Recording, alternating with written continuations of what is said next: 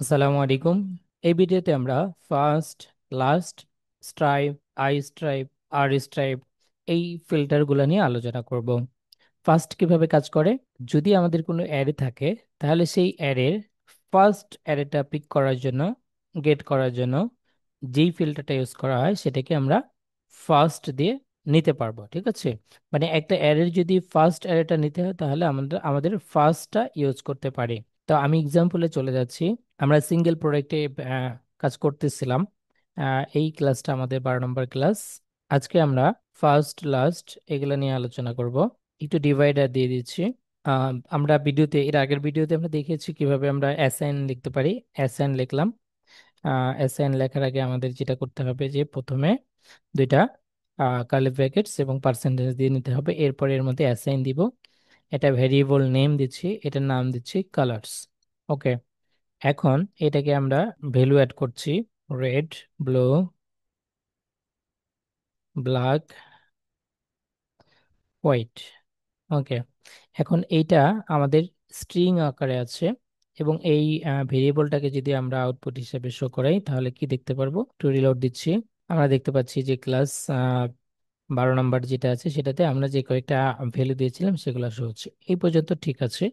So এইটা তো আর এখন অ্যারে নেই, কারণ এটা এখন স্ট্রিং আকার আছে এবং এটা ভেরিয়েবল আকার আছে। এটাকে যদি আমাদের অ্যারে করতে হয় তাহলে কি করতে হবে, জাস্ট পাইপলাইন দিয়ে স্প্লিট দিতে হবে।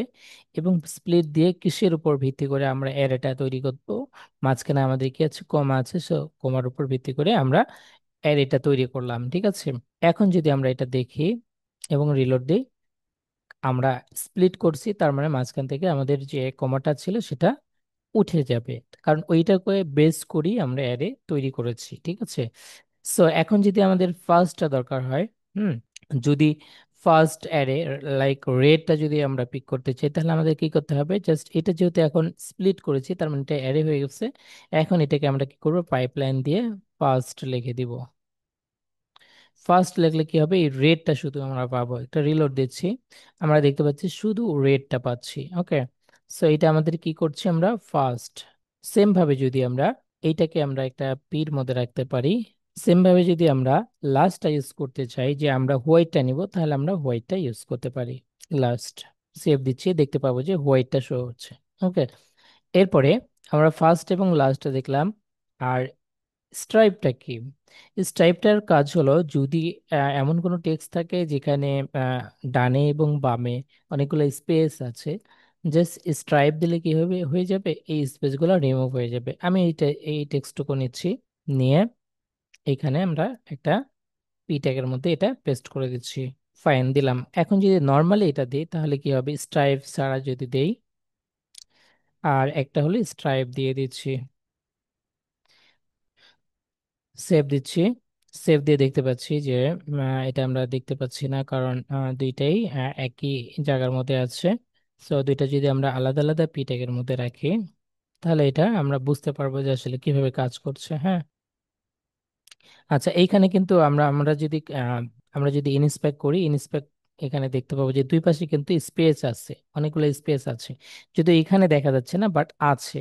ঠিক আছে, এইটা যখন আমাদের লিকুইড কোড লিখতে যাব তখন এটা শো করবে। ঠিক আছে, সো আমরা যেটা করতে পারি যে এইটার আবার যখনই আমরা স্ট্রাইপ দিচ্ছি এইটাতে কিন্তু আবার কোনো স্পেস নাই, দুই পাশে কোনো স্পেস নেই, একদম এমটি স্পেস।